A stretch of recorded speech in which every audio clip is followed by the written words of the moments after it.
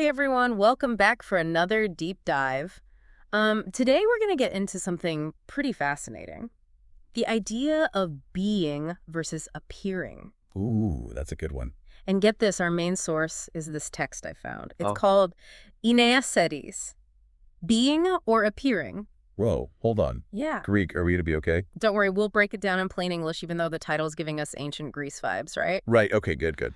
But the thing is, I found it on this website that is such a rabbit hole. Oh, really? Of like psychology articles and quotes and even like a martingale betting system. What? Yeah, it's all over the place, but that's part of what makes it so interesting to me, right? It definitely makes you wonder who's behind it all. Right. But you're right, we're here for the philosophy, and this text dives right in. It argues that each of us has this incredible inner treasure, something secret, priceless, divine even. Okay, I'm already hooked. But I have a feeling it's not just about knowing it's there, right? Exactly. The text goes on to say that society throws all these superficial goals at us, and we get so distracted by them that we never actually find that treasure. So like we're so busy chasing external validation and achievements that we miss what's really valuable. That's a great way to put it. The text uses this beautiful metaphor. It compares our inner truth to a star in the night, like a guiding light leading us back to ourselves. I love that imagery. It makes me think about all those times I felt drawn to something deeper than just like hitting those typical milestones. You ever feel that pull? Absolutely. This whole idea of an inner compass, it really resonates with so many big names in psychology. Okay, like who? Well, you think about Carl Jung and his concept of the true self. He believed that we often wear masks, We hide our authentic selves beneath all these layers of what society expects of us. Oh, and what about Maslow? His hierarchy of needs. Right. He argued that at the very top of that hierarchy is self-actualization. Basically, that drive to become the best, most honest version of ourselves. So both Jung and Maslow, in their own way, they were pointing to that same idea of an inner treasure that we need to uncover. Yeah. That's amazing. It is. And what's even more interesting is how this text talks about love as the key to unlocking that treasure. Okay, now we're getting to the good stuff. It literally says that love's keys unlock the treasure within us. So how does that connect to psychology? Well, there's a whole school of thought around love's power to help us understand ourselves and grow. Okay. Like Eric Fromm, the author of The Art of Loving, he argued that love is more than just a feeling. Okay. It's a skill, an art that helps us evolve as people.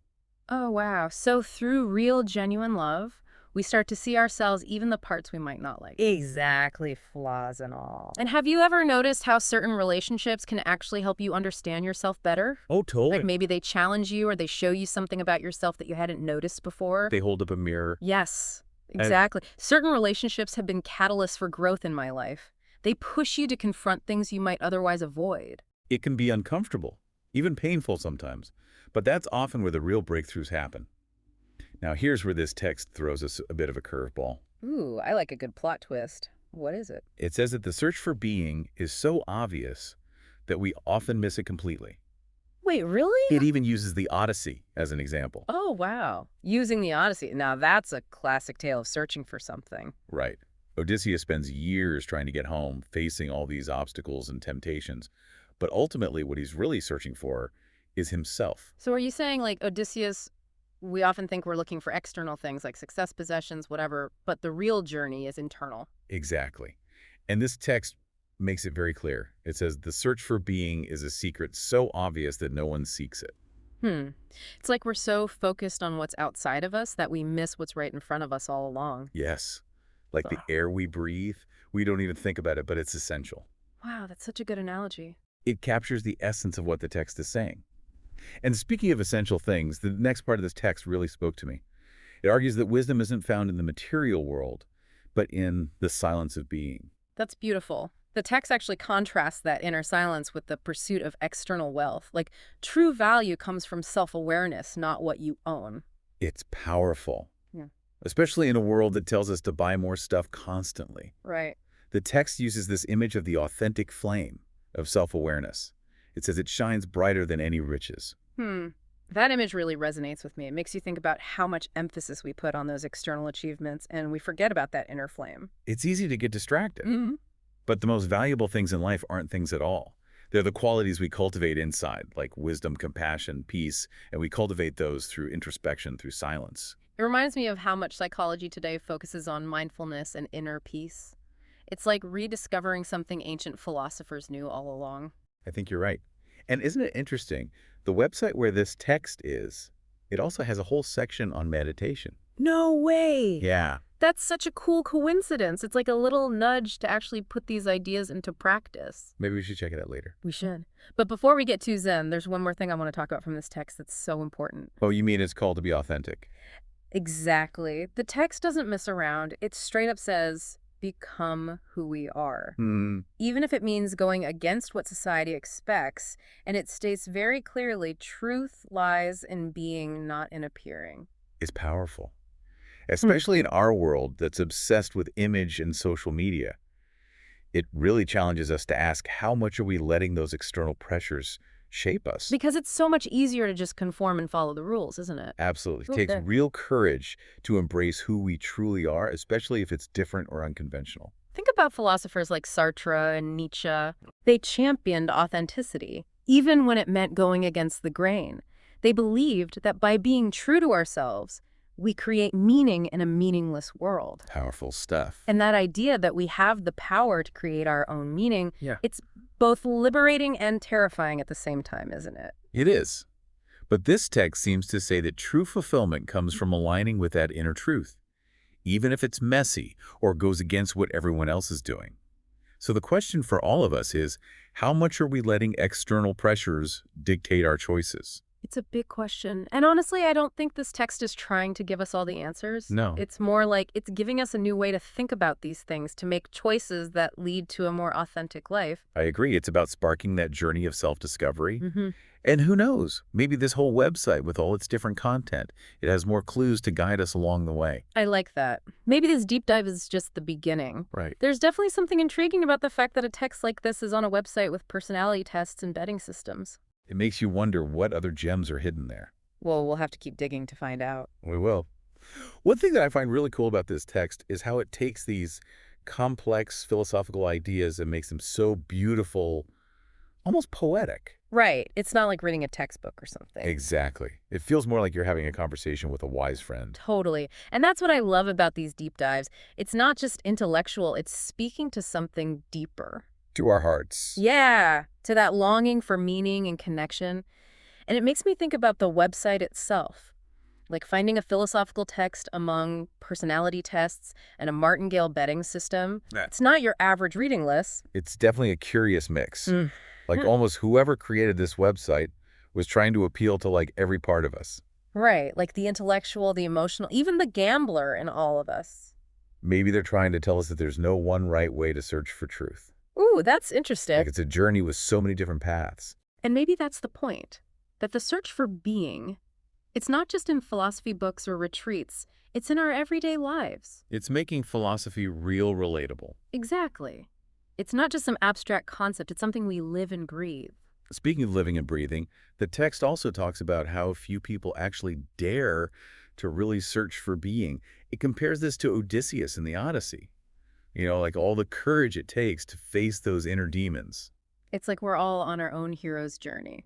Exactly. Yeah. Facing temptations and distractions. Right. It's easy to get pulled off course. But it's through those challenges that we figure out who we are. We grow stronger, wiser. But here's what I'm struggling with. The text says this search for being is so obvious, yet we overlook it completely.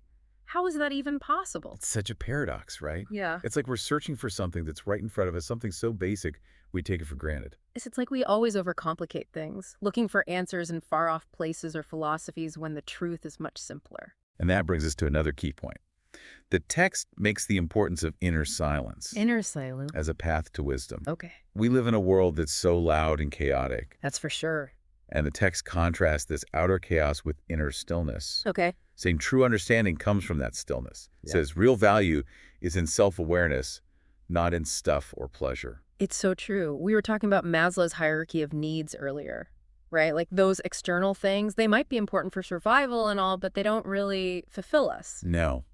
They might bring temporary happiness, but lasting contentment comes from within. From those qualities we were talking about, wisdom, compassion, peace. And the text uses such strong imagery to describe this. I love that part about the authentic flame of self-awareness burning brighter than any riches. It's beautiful, right? Yeah. It suggests that our true selves are these radiant beings waiting to be uncovered. But to do that, we have to tune out the noise of the world and listen to our hearts. And it takes effort, especially in our hyper-connected world, It really does. to create space for reflection, to just be present with our thoughts and feelings. And you know what? This is where I think it's so interesting that this website also has a section on meditation. Wait, really? Yeah, It's wild. that's too perfect. It's like they knew we'd need some practical guidance. Right.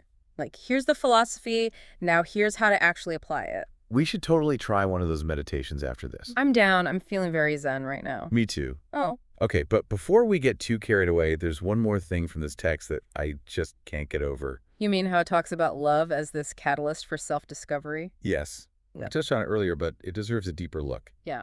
This text is saying that love isn't just a feeling. It's a force that unlocks something within us.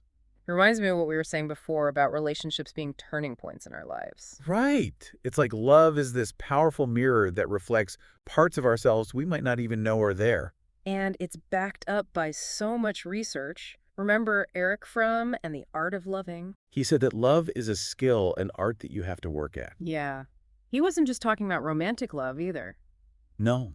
He said that learning to love deeply and genuinely, it's essential for growth, for becoming our best selves. And through that process of loving and being loved, we start to see ourselves in a whole new light. Our strengths, our weaknesses. And we learn to accept it all. It's like love creates this safe space to be vulnerable, to explore those hidden parts of ourselves. Right. And that's where real change happens. Totally. But this text also reminds us that the journey to being, it's not a one-time thing. Right. It's ongoing. It's a constant process of growth and change. And it's not always a straight line either. No, you hit bumps in the road. Setbacks, challenges, times when you feel lost. But those tough moments, those are opportunities for learning and growth. Exactly. Yeah. It's when we build resilience, understand ourselves better, discover our inner strength. It's like the text is saying the journey itself is the treasure. I love that. It's about appreciating the whole process, even the messy parts. And even though the text doesn't say it directly, I feel like it's saying we don't have to do this alone. The support of others, that sense of belonging and connection. Right. It can make all the difference. And maybe this website with its crazy mix of content, it's hinting at that too.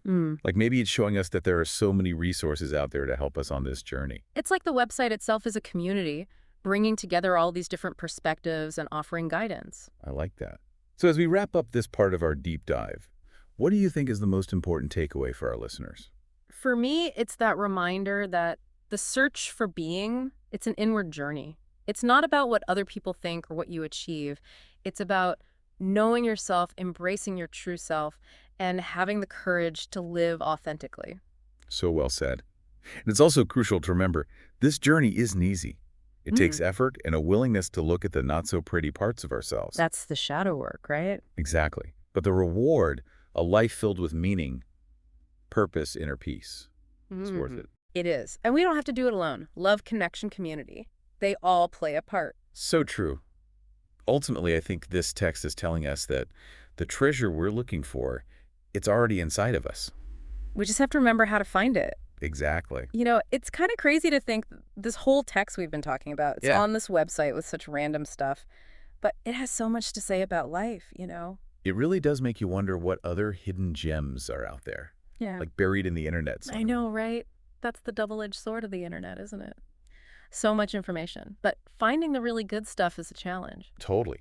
It's like finding a needle in a haystack, which is why I think these deep dives are so valuable. Oh, how so? We're curating a space for real exploration, you know, guiding our listeners to things they might not find on their own. Like we're creating a treasure map. Exactly. Leading them to the riches that are already out there. Yeah. And in this case, the treasure is self-understanding. And this text has such a different take on fulfillment, right? It challenges that whole idea that happiness comes from achievements or possessions. Totally. It's all about looking inward, cultivating inner peace and being authentic. It's so relevant these days, don't you think? With all these messages telling us who to be, what to buy, how to look. Oh, absolutely. It's so easy to get caught up in that game of appearances. It is. But this text reminds us that true validation comes from inside. Right. For being true to ourselves. Which takes courage, because sometimes that means going against the grain, you know, defying expectations, maybe even disappointing people. Oh, yeah, for sure. It can be scary to step outside the norm and do your own thing. But the text is saying it's worth it. The rewards are worth the risk. So what are the rewards then? It talks about a life of meaning, purpose, inner peace.